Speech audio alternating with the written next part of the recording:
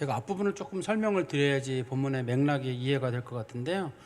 이제 사도 베드로랑 요한이 안진뱅이를 일으킨 사건이 있었거든요. 그리고 나서 이제 솔로몬의 행각이라고 하는 곳에서 하나님 말씀을 전했는데, 그때 이제 많은 사람들이 그 말씀을 듣게 됐습니다. 또 긍정적인 면에서는 그 중에서 5천 명이나 되는 사람이 그리스도의 복음으로 돌아오기도 했고, 부정적인 면이라 그러면 당시 중심 인물이었던 서기관들이나 사두개인들, 제사장들이, 이런 사람들이 이제 이 사람들에게 하나님 말씀을 전하지 못하게 했습니다. 그래서 그 사람들을 감옥에 가두기도 하고 절대 예수의 이름으로 복음을 전하지 말라, 이렇게 이제 명령을 했죠. 그런데 그 사도들이 우리는 하나님 편에 서지 사람 말을 들을 수 없다, 그리고 우리는 그 말을 따를 수 없다, 이렇게 얘기를 했습니다. 그랬지만 이제 그 사두개인들의 제사장들이 풀어주면서 뒤에서 얘기를 합니다. 어떻든 간에 절대 말하지 마라, 예수의 이름으로 복음을 전하지 말라, 이렇게 얘기를 했거든요. 근데 이제 그날 제자들이 풀려나가지고 원래 120명이 모여하던 초대교회 성도들 있잖아요. 그 사람들과 함께 모여가지고 함께 전심으로 하나님을 찬양하고 하나님 앞에 기도를 했습니다. 기도한 내용이 여러 가지가 나오는데 그게 4장에 나오는 내용이거든요. 4장에 보면은 자신들이 하나님 말씀을 담대히 전하게 해달라, 그리고 말씀을 전하는 가운데 표적과 기사가 나타나게 해달라, 그게 이제 4장 29절하고 4장 30절에 나오는 말씀이에요. 그런 기도를 하나님께 간절히 드렸는데 그 기도 끝에 성령께서 그들 가운데 강력하게 또다시 임재를 했어요. 우리가 보통 성령의 임재하면 기억나는 게 오순절 성령 강림이지만, 그거는 정말 인류사의 초유의 사건이거든요. 처음으로 성령께서 만민에게 임하신 사건이기 때문에 초 사건이지만, 그와 준하는 사건이, 똑같은 건 아니지만 그보다 준하는 사건이, 제자들이 감옥에서 풀려나와서 전심으로 기도할 때 제자들에게 똑같이 성령 충만의 사건이 일어났습니다. 성령 충만의 사건이 일어나니까 사람들에게 드러나는 면이 있는데, 우리는 성령의 충만 그러면 주로 이적과 표적, 병 고침 그런 것만 신경 쓰기 쉬운데, 뜻밖의 그런 거랑은 다르게 뜻밖의 어떤 결과가 나타나게 되냐면, 오순절 성령 강림의 결과도 말씀 전하고 나서 사람들이 재산을 서로 유무상통했습니다. 재산을 서로 내놓고 어려운 사람이 있으면 갖다 쓰라, 이런 식으로 유무상통하게 됐는데, 그리고 이 두 번째 제2의 성령 강림 사건이 있을 때에도 제자들 내에 서로 유무상통하면서 내 물건 네가 갖다 쓰고 필요한 거 있으면 가져가라, 이게 제자들 내에서 유무상통하는 일이 있었어요. 그게 이제 성령의 열매여서 그래요. 이게 성령 충만한 사람들에게 필연적으로 나타나는 사건이 성령의 열매거든요. 그 성령의 열매의 첫 번째 사건이 사랑이잖아요. 그죠? 사랑과 희락과 자비의 양성과 충성과 온유와 절제만 이렇게 쭉 나오는데, 항상 첫 번째가 사랑이에요. 그래서 뭐를 나눴다라는 말은 그중에 이제 구체적인 행동인 거지만, 어떤 성령 충만함을 받은 사람들 내에서 뭔가 나누는 일이 있었습니다.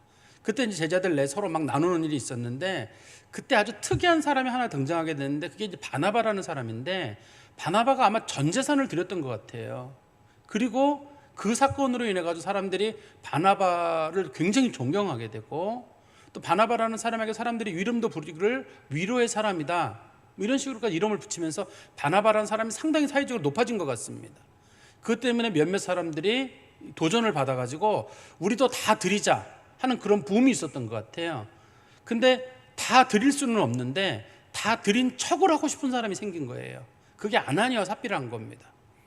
모두는 다 드리는 분위기고, 당시에 다 안 드려도 됩니다. 이게 베드로도 얘기하기를 다 드릴 필요는 없는데, 네 재산이 언제 네 거 아니더냐, 그거 안 드렸다고 누가 뭐라 그러더냐, 왜 성령을 속이느냐라고 말하는 걸 보니까 재산을 전부 드릴 필요는 없었고, 당시에 무슨 공산사회처럼 공동생활을 했던 것도 아닙니다. 자기 사유재산을 가질 수 있었고, 자발적으로 내도 되고 안 내도 되고, 그런 형태였는데, 어쨌든 아나니아 삽비라는 이 바나바 사건 때문에 자신들도 뭔가 사람들에게 칭찬을 받고 싶은 거예요. 내가 굉장히 희생하고 재산을 다 드린 것처럼. 그 자신의 밭을 팔아가지고 자기 아내 삽비라랑 서로 이제 공모를 한 겁니다. 우리가 서로 다 드린 거로 하자. 그래서 이제 첫 번째 아나니아가 제일 먼저 가게 됐는데, 베드로가 물어봅니다. 이 전부냐? 전부다. 그랬더니 이제 사도 베드로가 얘기하기를 네가 하나님의 성령을 속인다. 그래서 그 자리에서 아나니아가 죽게 되고, 또 3시간 후에 삽비라가 오게 되는데, 삽비라도 마찬가지로 물어봅니다. 베드로가 이게 전부냐? 예, 전부입니다. 그러니까 이게 그 아나니아 혼자 얘기가 아니라 두 사람이 공모했다는 얘기거든요. 공모하고 나서 두 사람이 다 죽게 되는 그런 일이 있었습니다. 지난 시간에도 제가 말씀드렸었는데, 왜 하나님은 우리가 볼 때는 그렇게 큰 사건도 아닌데, 우리도 사실 하나님 앞에 전부를 못 드리면서 드린 척 할 수도 있고 그렇게 위선적인 면이 있는데, 왜 하나님은 초대교회 내에 이토록 처참하고 비참한 사건을 만들었을까? 이 두 사람의 부부가 이 죽게 되면 가족들은 어떤지 모르겠습니다. 자녀들이 있다 그러면 자녀들은 앞으로 어떻게 살아야 되고, 이 하나님이 이토록 처참한 사건을 왜 하나님은 만드셨을까? 지난번에 제가 말씀드렸었는데요, 하나님께서 첫 번째가 거룩한 공동체가 탐욕의 공동체가 되면 안 돼요. 탐욕을 부리는 사람이거나 이런 사람들이 있게 되면 거룩한 공동체가 훼손되게 됩니다. 두 번째는 위선을 해도 된다고 하는 사람들, 하나님을 속여도 되고 사람을 속여도 된다고 하는, 이게 척하고 속이거나 위선할 수 있는 것들이 하나님의 성령의 사역을 방해한다는 걸 하나님이 아시기 때문에 그걸 처음부터 막으시는 거예요. 만일에 하나님이 이렇게 막지 않으시잖아요. 그러면 향후 교회는, 그 이후의 교회는 사람들이 서로 위선하게 되고 서로 욕심을 부리게 되고 자신의 이익을 챙기게 됩니다. 초대교회 공동체는 무너지게 돼요. 서로가 뒤에서 속임수를 쓰고 거짓말하는 거예요. 전부를 안 드려도 된다고 제가 말씀드렸잖아요. 전부를 안 드려도 돼요. 조금만 드려도 돼요. 그런데 전부를 드렸다는 칭찬은 듣고 싶고, 내가 뭔가는 하고 싶은 얘기는, 그런 칭찬은 듣고 싶은데 현실은 못 따라가는 거거든요. 그래서 하나님께서는 초대교회 내에 성령을 속일 생각을 아예 하지 못하도록, 성령을 속이는 생각을 아예 사람들이 하지 못하도록 하고, 하나님의 교회가 깨지는 것을 막기 위해서, 마치 이스라엘 백성들이 가나안 땅 처음 들어갈 때 욕심부렸던 아간을 죽이신 것처럼, 성령 공동체가 처음으로 일을 해나갈 때 하나님께서 가장 불행한 사건, 이 아나니아 삽비라 사건을 일으키심으로 말미암아 누구든지 하나님의 교회와 하나님의 공동체 속에서 탐욕과 위선은 부리지 마라, 이런 걸 하나님께서 이제 말씀을 하신 거죠.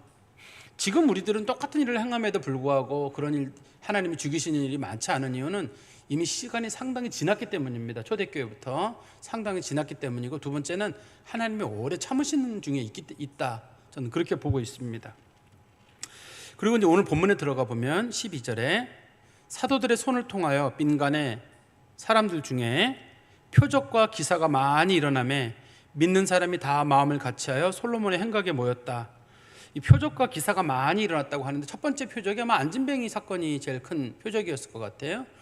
두 번째 표적은 이 본문 우리 사도행전만 놓고 봤을 때는 그 예수님의 제자들이 난곳 방언으로 말하는 거, 여러 나라 말로 말했던 것도 하나 들어있고, 그 다음에 아나니아 삽비라가 성령을 속였다는 이유로 죽은 사건, 그것도 아마 그 중요한 표적과 기적 중에 하나였을 거로 짐작이 됩니다.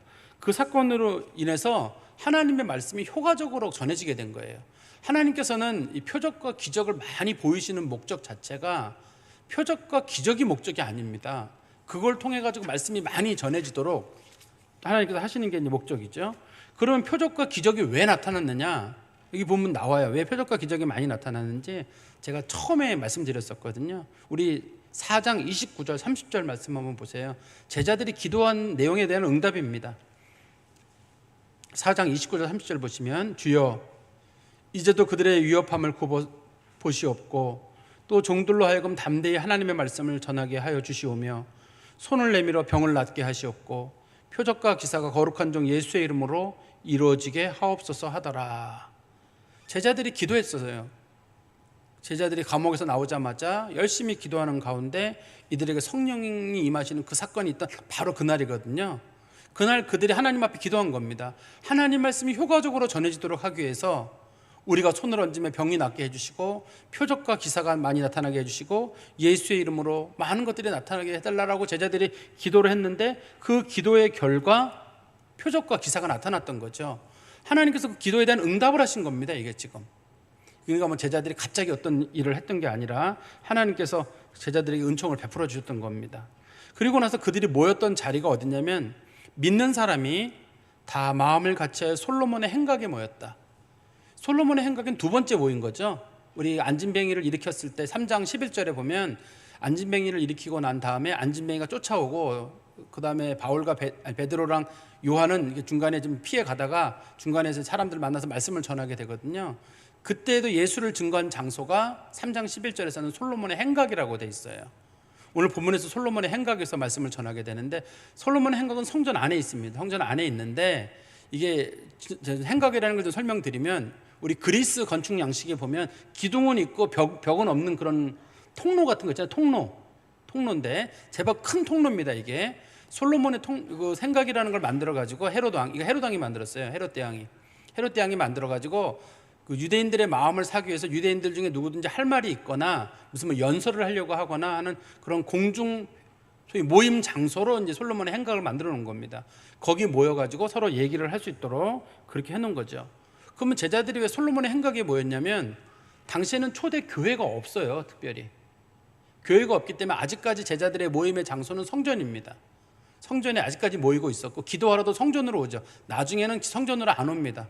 제자들이 그냥 어느 집에서 기도를 하게 되는데, 초대 교회가 형성이 되고 나서는 아직까지는 초대 교회가 형성되기 전이라 주로 성전에 모이게 됐고, 그다음에 예배드리는, 그러니까 소위 성전 제사에 참여할 수는 없으니까 자기들끼리 성전에서 예배는 드려야 되고 말씀을 전해야 되는데 사람은 많잖아요. 처음에 오순절 성령 강림 이후로 사람들이 하나님 앞에 회심하고 돌아온 사람의 숫자가 3,000명이라 그랬고, 또 두 번째 성령 강림 사건 관련돼서 사람들이 회심하고 돌아온 사람의 숫자가 5,000명이라고 했거든요. 그러면 그 많은 사람들이 모여서 얘기를 들을 만한 공간이 없으니까 그 많은 사람들이 모일 만한 공간으로 정한 장소가 이게 솔로몬의 행각이에요. 솔로몬의 행각에 모여가지고 말씀을 듣게 되는데, 우리 말씀을 한번 보세요. 5장 11절에 보시면 온 교회와 이 일을 듣는 사람이 다 크게 두려워하니라. 제가 아까 교회가 없다 그랬는데 여기 교회가 나오잖아요. 여기에서 말하는 교회는 건물로서 교회가 아니라 성도들의 공동체로서의 교회입니다. 아직까지는 교회라는 건물이 없기 때문에. 그렇지만 솔로몬의 행각에 다시 모이게 되는데, 다시 12절에 보세요. 믿는 사람이 다 마음을 같이하여 솔로몬의 행각에 모이고, 이것도 교회예요. 위에 5장 11절에 말하는 교회는 소위 성도의 모임으로서의 교회고, 여기는 건물로서 교회입니다. 많은 학자들이 초대교회가 최초에 시작된 데가 어디냐, 굳이 마가의 다락방이냐. 마가의 다락방은 기도의 모임이었거든요. 하나님의 말씀을 온 마음으로 성도들이 모여서 전한 장소가, 그게 교회가 아니야 할 때 이 솔로몬의 행각을 최초의 교회로 보자 하는 생각을 가지고 이 말씀을 전하시는 분들이 많아요. 이것도 교회의 한 면입니다. 오직 한 마음으로 예수 그리스도를 전하고 싶은 사람들이, 믿는 사람들이 거기 모여 있었고, 믿는 사람들만 모여 있었다고 돼 있죠. 거기 보면 믿는 사람이 다 마음을 같이하여. 그러니까 여기 일반 회중이 아니라 그냥 믿는 사람들만 모인 장소입니다. 이곳에 믿는 사람들이 모여서 거기서 한 마음으로 하나님 앞에 예배했던 그런 장소예요. 그렇지만 믿지 않는 사람들은 어떻게 했느냐? 13절 말씀해 보십시오. 그 나머지는, 그러니까 위는 믿는 사람들이고 그 나머지는 믿지 않는 사람들이잖아요. 나머지는 감히 그들과 상종하는 사람이 없으나 주를 칭송하더라. 그러니까 예수를 믿지 않는 사람들도 한 무리가 있었는데, 그 사람들이 그 모임에는 오진 않았어요. 같이 모임에 참여는 하진 않았지만 사람들이 칭찬을 했다고 하는 걸 보니까, 이 사람들이 예수 믿는 사람들을 적대하기 때문에 꼭 그렇게 상종하지 않는 게 아니라, 상종하지 않은 건 두 가지 이유가 있을 것 같아요. 하나는 이 사두개인들이나 제사장이나 혹은 성전 맡은 자들의 위협, 당신들 예수 믿게 되면 우리가 이런 재산을 빼앗거나 뭐 우리가 압력을 가하거나 하는 그런 거에 대한 위협이 하나가 있었을 것 같고, 또 한 가지는 믿음이 약한 사람들 중에 혹시 이러다가 아나니아 삽비라 사건처럼 나도 이렇게 속였다가 이거 큰일 날 게 아닌가 싶어가지고 마음 졸이는 사람도 일부 있었을 것 같아요. 아나니아 삽비라 사건이 굉장히 큰 사건이거든요. 이게 굉장히 큰 사건이어가지고 그 사건 때문에 마음 졸이던 사람들도 아마 그 모임에 못 왔을 것 같아요. 그러니까 그런 거를 이겨낸 사람들은 같이 모여서 솔로몬의 행각에서 예배를 드렸는데, 그렇지 않은 사람들은 모이지 못하고, 그 사람들은 예수 믿는 사람들하고 상종은 하진 않았지만 예수 믿는 사람들을 칭찬했다, 이렇게 설명하고 있습니다. 그러면 예수 믿는 사람들이 칭찬을 받았는데 어떤 일로 주로 칭찬을 받냐면, 예수 믿는 사람들이 했던 칭찬은 그들에게는 먼저 하나님의 능력이 나타났죠. 하나님의 능력이 나타났고, 그 다음에 예수 믿는 사람들이 구제와 선행을 했잖아요. 자신들이 가진 재산을 가지고 팔아가지고 어려운 사람들을 주고 서로 유무상통하기도 하고, 그런 것들이 칭찬받는 일 중에 한 가지였고, 그 다음에 예수 믿는 사람들이 다른 사람들하고는 다르게 진실하고 사랑이 많아요. 예수 믿는 사람들 하면 안 믿는 사람, 믿는 사람 모두에게 사랑을 베푸는 일이 있었고, 또 한 가지는 교회의 지도자들의 헌신이에요. 베드로든 요한이든 향후 등장하는 수많은 지도자들이 등장하는데 그 지도자들의 헌신이에요. 우리 지난번 데살로니가 전서에서 볼 때도 마찬가지입니다. 사람들이, 데살로니가 교회 성도들이 제대로 성도로 자란 데는 바울이랑 실라랑 디모데 같은 신앙의 스승들을 본받았기 때문이라고 성경이 기록하고 있거든요. 그런 것처럼 외부인들이 봤을 때 기독교인들을 칭송했습니다. 아우, 저 사람들 그래도 대단한 사람들이다. 내가 저 사람들하고 교제는 못한다 할지라도 저 사람들이 대단한 이유는 일단 저 사람들에게는 하나님의 능력이 나타나고 있어요. 안진뱅이도 일어나고 하나님 거스르면 죽기도 하고, 그렇지만 하나님의 능력이 나타나고 있고, 두 번째는 예수 믿는 사람들끼리 서로 잘 도와요. 사실 초대교회 공동체는 아직까지 이웃에 대한 사랑으로까지는 가지 못하고 있거든요. 지금은 막 초대교회를 형성하는 중이기 때문에 성도들끼리 서로 도와주는 거예요. 오순절 성령 강림 이후에도 성도들이 서로 도와주고, 그 다음에 제2차 성령 강림 사건 이후에도 제자들이 서로 도와주고, 예수님 믿는 사람들이 서로 막 나눠주는, 누구도 내 것이라는 걸 주장하지 않고 서로 막 도와주는 게, 이게 외부인들이 봤을 때 굉장히 신기한 거예요. 저 사람들 사랑이 많은 사람들이구나, 정직한 사람들이구나, 진실한 사람들이구나, 저 사람들이 지도자들은 정말 죽음을 두려워하지 않는 사람들이구나, 이런 마음을 가지고 사람들이 교회의 성도들에 대해서 굉장히 칭송을 했던 걸 우리가 볼 수 있게 되는데요. 그러니까 우리가 교회라고 하는 걸 놓고 봤을 때 이 초대교회가 발전하는 일에는 적어도 여러 가지가 동시에 작용을 할 수 있을 것 같은데요. 하나는 표적과 기사도 중요한 사건이지만, 표적과 기사는 이적들이거든요. 자신들이 평소에 보지 못했던 놀라운 사건들, 그런 것들도 중요한 사건이지만 거기에는 이 성도들의 사랑도 들어있고, 또 성도들의 나눔도 들어있고, 성도들이 좀 특별히 남들에게 베푸는 헌신과 구제도 들어있고, 또 성직자들의 헌신도 그 안에 같이 들어있어요. 이 중에서 어떤 거 하나도 빠지면 안 돼요. 표적만 있는 교회다, 그 표적만 있고 은사가 많은 교회들이 늘 다퉈요. 우리가 잘 아는 대로 은사가 제일 많은 교회는 고린도 교회거든요. 정말 우리가 알고 있는 우리가 은사라고 하는 은사는 거기 다 나와요. 고린도 교회에 은사가 많은데, 은사가 많은 사람들은 능력도 많았거든요. 병 고치는 은사도 있었고 각가지 영분별의 은사도 있었는데, 그 사람들끼리 서로 싸웠습니다. 나 잘났다고, 내 은사가 제일 좋은 거다, 그래서 싸웠거든요. 그래서 사도 바울이 할 수 없이 그들에게 한 말이 뭐냐면, 사랑은 오래 참고부터 시작하는 거예요. 당신들 제발 싸우지 말고, 은사의 기본 목적이 사랑을 이루는 게 목적인데 사랑도 없이 무슨 은사를 하려고 합니까? 사랑은 오래 참습니다. 사랑은 온유하고, 사랑은 자랑하지 않고, 자랑 좀 하지 마십시오. 시기하지 않고, 누구 질투하지 말고, 무례히 행치 말고. 고린도 교회 내에 그런 일이 있었기 때문에 그런 거예요. 그런 것처럼 교회 내에는 이 모든 것들이 같이 있고, 어떤 한 가지만 있어서는 안 되고, 한 가지라도 빠지면 안 돼요.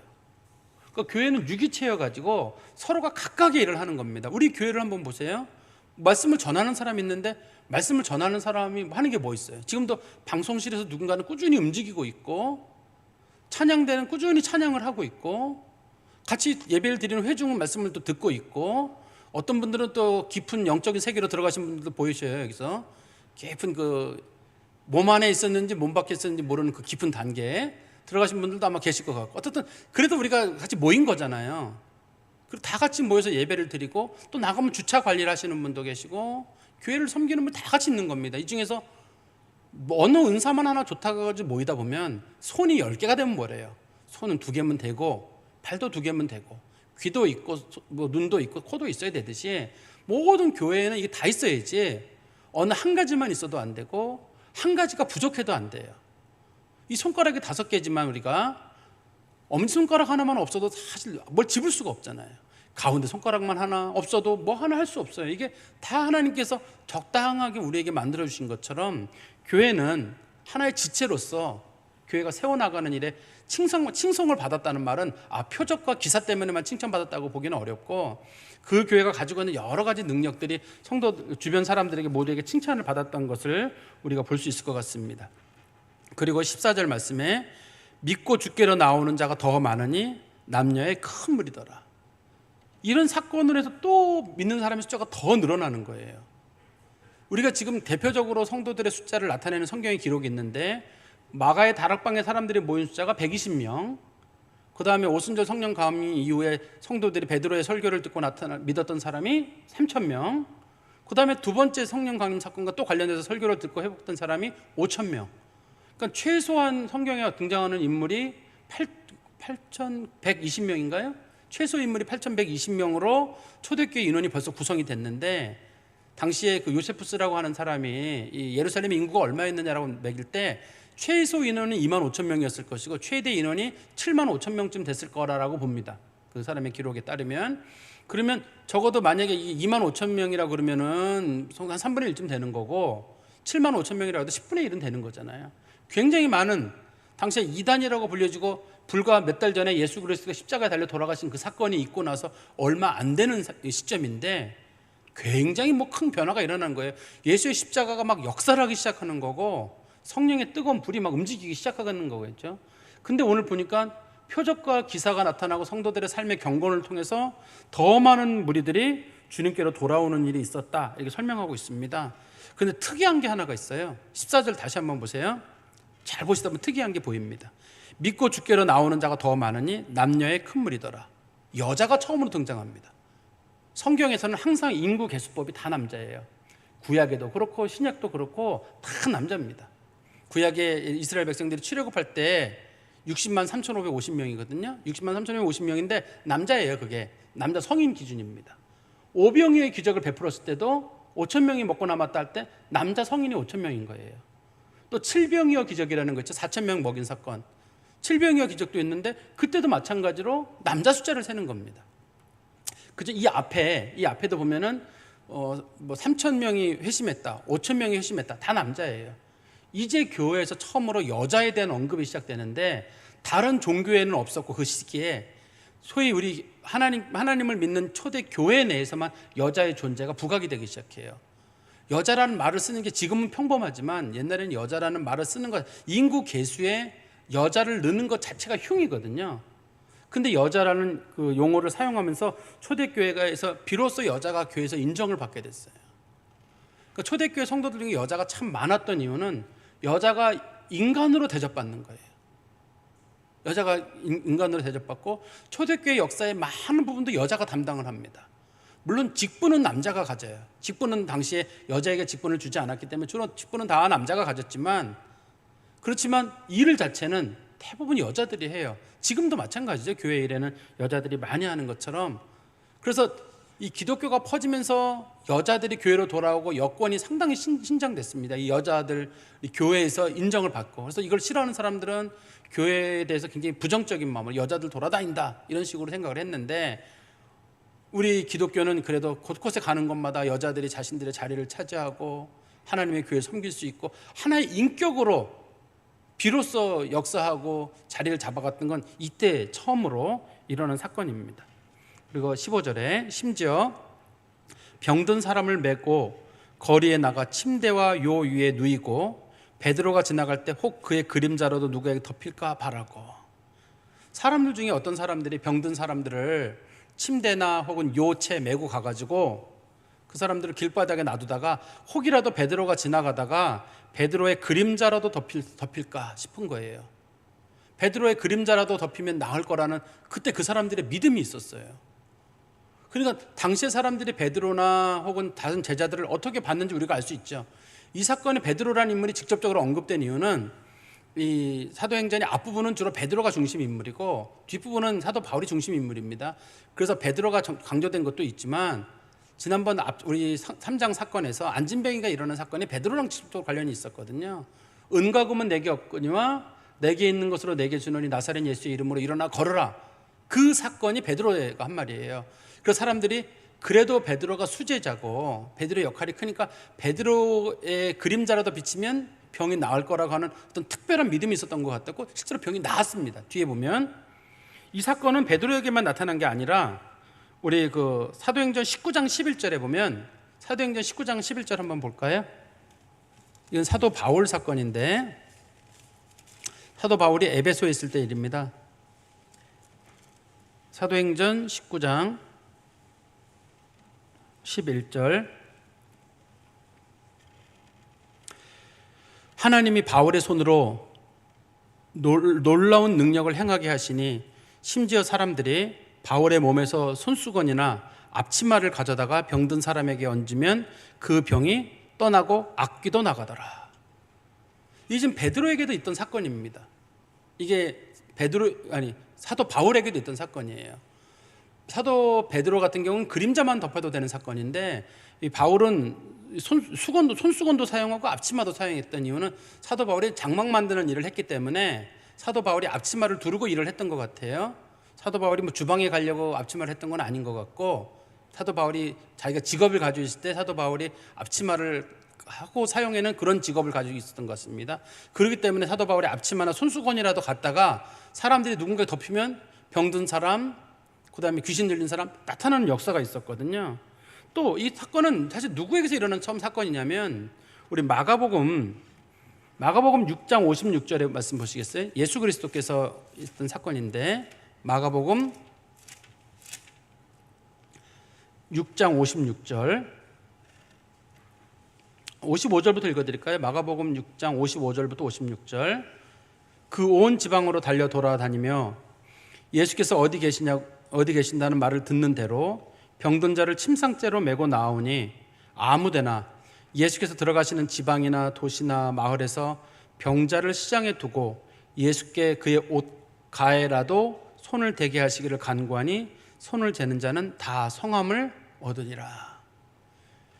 이 예수님의 제자들 베드로라든지 바울에게 이런 역사가 나타나는 것은 예수 그리스도의 제자란 뜻이에요. 그 사람들이 예수에게 역사하셨던 그 영이 바로 예수의 영인 성령을 그들이 받았다는 뜻입니다. 초점이 베드로가 강하거나 바울이 능력이 있다는 게 아니라 그들이 선포한 건 예수의 이름이에요.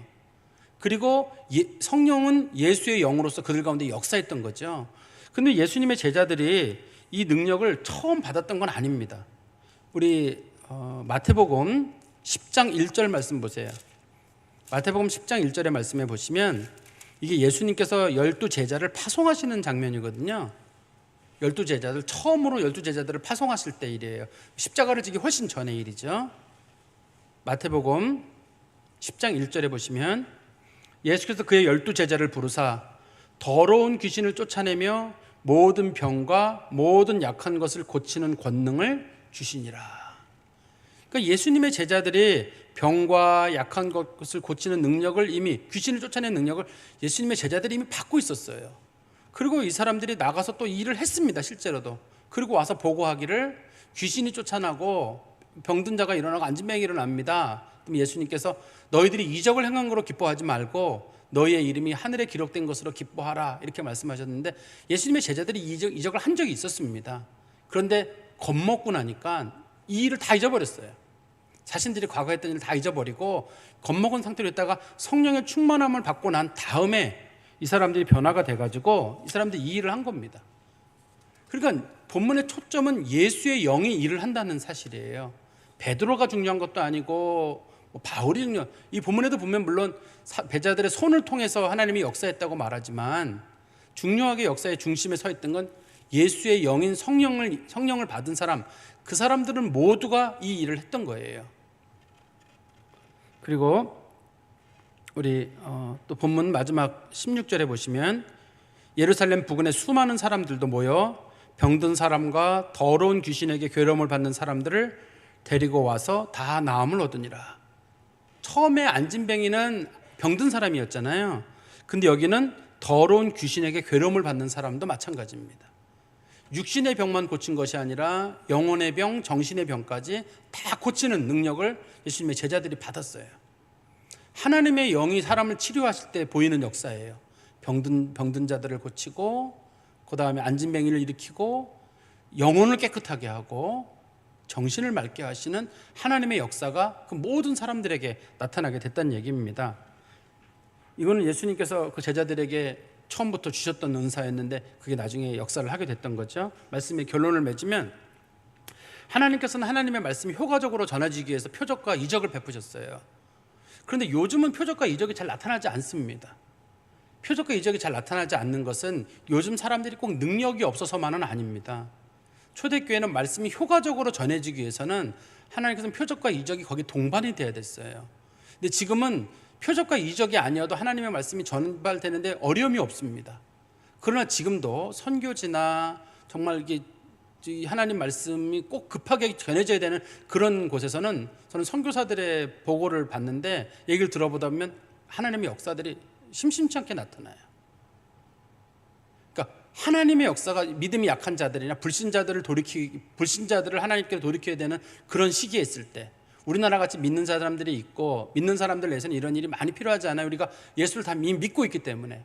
그러나 불신자들이 하나님께 돌아와야 되는 큰 역사가 있을 때에는 하나님께서는 그걸 멈추게, 어떤 것들을 병이 치료되게 하시기도 하시고, 때로는 죽은 자가 일어나는 역사도 하나님 주시기도 하시고, 어떤 선교사님이 옛날에 그런 기도를 한 적이 있어요. 자기네들이 어느 길을 가야 되는데 비가 막 억수 쏟아지는 거예요. 하나님 비 좀 멈춰주시고 손을 딱 들었는데 비가 딱 멈추더라. 어떤 분들은 이거 다 우연이지 뭐 이렇게 보시는 분도 계시고, 저는 하나님의 역사가 있다고 봅니다. 지금 그래서 우리가 지금 뭐 무능력해서 역사가 없거나 하나님이 지금은 뭐 돌아가셨거나 그런 거라고 생각하지는 않아요. 지금도 하나님께서 하나님의 말씀이 효과적으로 전해지고 하나님의 능력의 역사가 나타나야 되는 곳에서는 하나님의 역사를 이루신다고 믿고 있고, 지금도 하나님이 도와준다고 저는 분명히 믿어요. 우리 한번 마가복음 맨 마지막 절 볼까요? 마가복음 16장. 마가복음 16장, 주님께서 우리에게 주신 약속이 거기 있죠. 마가복음 16장 14절부터 18절까지. 마태복음하고는 끝부분이 좀 다르거든요. 예수님의 마지막 말씀이 마가복음 16장 14절부터 18절까지. 그 후에 11 제자가 음식 먹을 때 예수께서 그들에게 나타나서 그들의 믿음 없는 것과 마음이 완악한 것을 꾸짖으시니 이는 자기가 살아난 것을 본 자들의 말을 믿지 아니함이로라. 예수님 제자들이 아직 믿음이 적었습니다. 또 이르시되 너희는 온 천하에 다니며 만민에게 복음을 전파하라. 믿음 좋았던 사람들에게 한 게 아닙니다. 믿음이 적은 제자들에게 했던 말이에요. 믿고 세례를 받는 사람은 구원을 얻을 것이요 믿지 않는 사람은 정죄를 받으리라. 믿는 자들에게는 이런 표적이 따르리니 곧 그들이 내 이름으로 귀신을 쫓아내며 새 방언을 말하며 뱀을 집어 올리며 무슨 독을 마실지라도 해를 받지 아니하며 병든 사람에게 손을 얹은즉 나으리라 하시더라. 이게 마음으로 믿어지시는 분들은 주님의 은혜 가운데 아멘 하시고, 여러분들의 몸에나 혹은 주변에 기도가 꼭 필요한 분들에게 하셔요. 이게 믿어지시는 분들은. 근데 이게 안 믿어지시는 분들은 뭐 이 얘기가 뭐 공허한 얘기처럼 들릴지 모르겠어요. 주님께서는 분명히 제자들에게 그런 약속을 주셨거든요. 주님께서 회복의 은혜를 주셨으니까. 그런데 이 말씀에서 중심에 되는 부분은 이들에게 나타난 역사가 이들의 위대함이 아니라 예수에게 임했던 그 성령이 이 제자들에게 그대로 임하시는 거예요. 예수께서 성령을 그들에게 보내주셨고, 성령 받은 사람들이 제일 먼저 그들의 하나님 말씀을 전하게 됐고, 그들이 유무성통하는 일이 있었고, 그들에게 표적과 이적이 나타나는 게 이게 부수적 사건인 겁니다. 하나님 말씀이 효과적으로 전해지는 데는 꼭 필요한 사건들이에요. 그러니까 사랑도 있어야 되고, 나눔도 있어야 되고, 헌신도 있어야 되고, 그리고 이적과 표적도 같이 나타나서 하나님 말씀이 전해지는 거거든요. 이것 때문에 초대교회 성도들이 칭송을 받았고, 초대교회 성도들이 급속도로 늘어나게 됩니다. 급속하게 늘어나게 되거든요. 저는 우리 성도들 내에서도 헌신도 있었으면 좋겠고 희생도 있었으면 좋겠는데 표적과 기사도 좀 나타났으면 좋겠어요. 다들 마음이 냉랭하고 하나님의 역사를 믿는 사람이 참 적어요. 이 역사를 보려면 역사가 나타나는 곳으로 가는 게 좋거든요.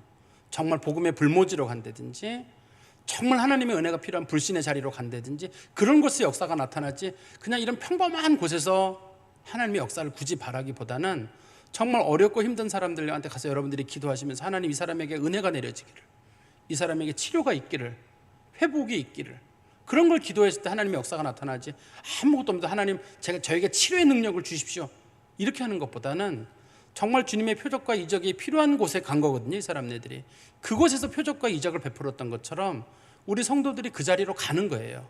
그리고 그곳에서 하나님의 역사를 보는 거예요. 그리고 우리 성도들이 돌아와서 많은 사람들이 간증을 하는 거예요. 요즘은 교회들이 간증한다 그러면 주로 이제 간증들이 뭐 자기가 어떻게 예수 믿게 됐는지가 많잖아요. 옛날 간증들은, 우리나라도 복음의 불모지일 때 옛날 간증들은 병 나았다는 간증들이 꽤 많았어요. 문제 해결에 대한 간증들이 꽤 많았습니다. 그때 우리나라가 복음의 불모지였기 때문에 그래요. 지금도 저는 우리 성도들 내에서 심령들이 강팍해진 상태로 있고 마음들이 돌짝밭이 되어가고 있고 길가 같은 마음들이 되어가고 있는데, 하나님의 은혜의 담비가 다 내리려면 초대교회에 임했던 그런 표적과 기사가 우리 가운데도 좀 나타났으면 좋겠어요. 우리 성도들이 사모하시고 또 그런 은사가 나타나는 곳으로 우리가 좀 가서 우리가 그 은사의 중심에 서서, 믿는 자들에게는 이런 역사가 나타난다고 하신 주님 말씀 있잖아요. 다시 한번 마가복음 16장, 그거만 보고 마치겠습니다. 마가복음 16장 17절 18절, 믿는 자들에게는 이런 표적이 따르리니 곧 그들이 내 이름으로 귀신을 쫓아내며 새 방언을 말하며 뱀을 집어 올리며 무슨 독을 마실지라도 해를 받지 아니하며 병든 사람에게 손을 얹은즉 나으리라. 이 말씀 마음에 받으시기를 간절히 소망합니다. 기도하겠습니다. 하나님 아버지, 주님이 감사합니다. 주께서 주의 성령으로 말미암아 초대교회 성도들에게 허락하셨던 그 은혜를 저희 가운데도 허락해 주시고, 그때 주께서 그들에게 표적과 이적을 보이시사 믿는 자들이 주께 돌아오게 하셨던 것처럼 오늘날에도 필요한 자들에게 하나님께서 표적과 이적을 베풀어 주셔서 주께서 약속하신 은사들과 은혜들이 넘치게 하여 주시옵소서. 우리 성도들 중에도 주께서 치료해 주시기를 바라는 자들이 참으로 많습니다. 주께서 막힌 것들을 열어주기를 바라는 자들이 또 많이 있습니다. 하나님이 아니면 방법이 없다고 믿고 그것 때문에 고민하는 성도들도 많이 있습니다. 하나님 아버지, 지금도 이적과 표적이 필요하오니 필요한 자들에게 사모하는 심령들 위에 넉넉하게 허락하여 주시옵소서. 예수 그리스도의 이름으로 기도하옵나이다. 아멘.